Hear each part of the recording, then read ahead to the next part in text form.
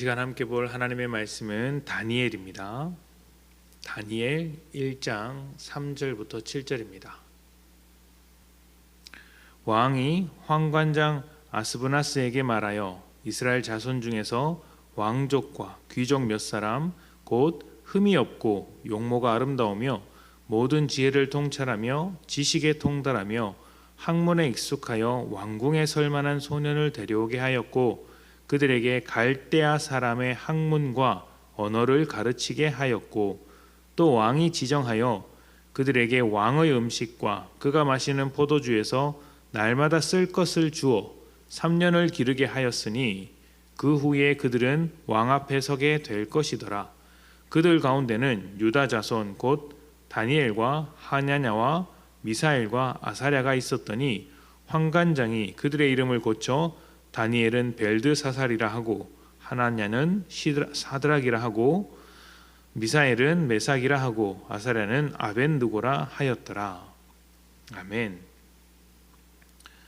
다윗의 시대를 지나서 솔로몬이 통치하기 시작하면서 이스라엘 나라에는 분열의 씨앗이 심기게 됩니다. 솔로몬은 막강한 권력을 바탕으로 수많은 건축 사업을 벌였고 또 백성들에게 그 건축 사업을 위한 막대한 세금도 걷어들였습니다. 덕분에 백성들은 하루가 멀다 하고 비명소리를 질렀습니다. 고요를 짜내는 일이었기 때문에 평안한 삶을 살지는 못했죠. 뿐만 아니라 솔로몬은 아내도 많이 두었는데 우상을 섬기는 이방 여인들이 많았습니다. 이런 솔로몬의 시대가 끝나면서 북이스라엘과 남유다로 결국에는 분열되었고 끝내 합쳐지지 못한 채 각각 아수르와 바벨론에게 멸망당하고 맙니다. 이때 이스라엘 사람들의 절망은 말로 표현할 수 없었을 것입니다. 나라가 망한 것도 서럽지만 하나님께서 이 나라를 지켜주지 않았다, 하나님께서 이 나라를 지켜주지 못했다라는 무력함이 더 힘들게 만들었습니다. 그러나 이스라엘이 망했을 뿐 하나님의 계획은 실패하지 않으셨고 여전히 처음 가지고 계셨던 계획, 죄와 사망으로부터 사람을 구원하셔서 하나님 나라를 세우시는 계획을 이루어가고 계셨습니다. 오늘부터 묵상할 이 다니엘 말씀이 모든 것이 포기될 만한 상황에서 변하지 않는 하나님의 약속과 계획을 재발견하고 소망을 회복하는 이야기를 나누게 되는 말씀인데, 어쩌면 교회가 어려움을 당하고 복음이 빛을 잃어가는 이 시대를 살아가는 모든 믿는 자에게 필요한 말씀이 아닐까 생각을 해봅니다. 나라가 망하고 수많은 포로가 잡혀왔을 때 다니엘과 그 친구들이 포함되어 있었습니다. 이때 포로 중에서 그래도 괜찮아 보이고 쓸모 있어 보이는 사람들은 바벨론의 신하로 등용하기도 했는데 다니엘도 그렇게 뽑혀서 등용된 사람 중에 한 사람입니다. 그리고 그들은 바벨론의 학문과 언어를 다 배우게 됩니다. 바벨론의 언어와 학문이라고 하면 주술적인 학문입니다. 당시 바벨론의 우상 문화가 고스란히 담겨 있는 그런 문화라고 할 수 있겠죠. 그렇다면 다니엘은 하나님의 백성으로서 목숨을 걸고 그 모든 것을 거절해야 마땅하지 않았겠습니까?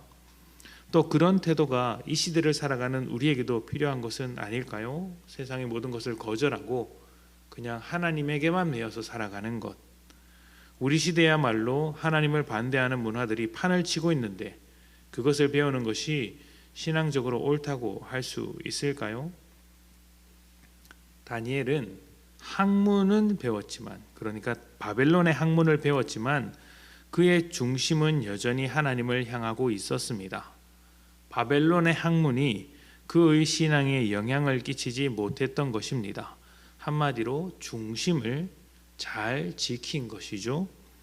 오늘 우리가 살아가는데도 이런 지혜가 필요합니다.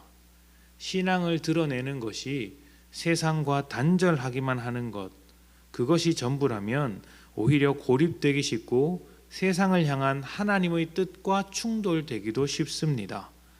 그리스도인은 세상을 변화시키고 회복시키며 하나님 나라로 만들어가야 할 부르심을 안고 있는데 세상과 단절하고 담을 쌓기만 하면 어떻게 그 부르심을 이룰 수 있겠습니까?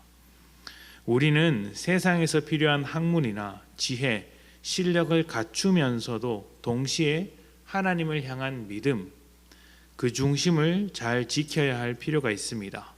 세상 속에서 살되 흔들리지 않는 중심으로 분별을 하는 것이죠. 다니엘은 바벨론이 지배하는 시대를 살아가면서 이 일을 정말 잘 해냈습니다. 그리고 그 어려운 시간 속에서 새로운 하나님의 약속을 발견한 것이죠. 하나님은 우리가 세상과 단절되어서 살기를 바라시지 않습니다. 세상의 모든 것을 거절하면서 살기를 바라시지도 않습니다. 하나님께서 창조하신 세상 아닙니까? 이 세상이 죄로 가득하게 되었으나 그 속에는 하나님의 영광이 담겨져 있고 우리는 그 세상 안으로 들어가서 복음으로 정결하게 만들어야 하는 사람입니다.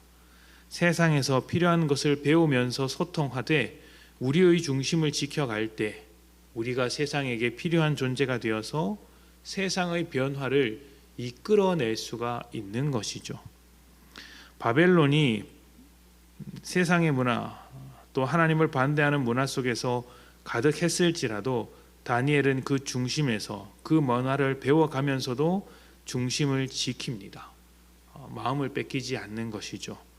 어떻게 이렇게 마음을 지켜가는지 그리고 중심을 지키는 자에게서 찾아볼 수 있는 삶은 어떤 것인지를 우리가 다니엘서를 통해서 묵상하면서 우리도 세상 앞에서 담대하게 중심을 잘 지켜갈 수 있기를 소망합니다.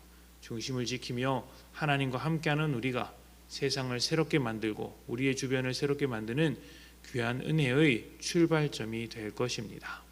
함께 기도합시다.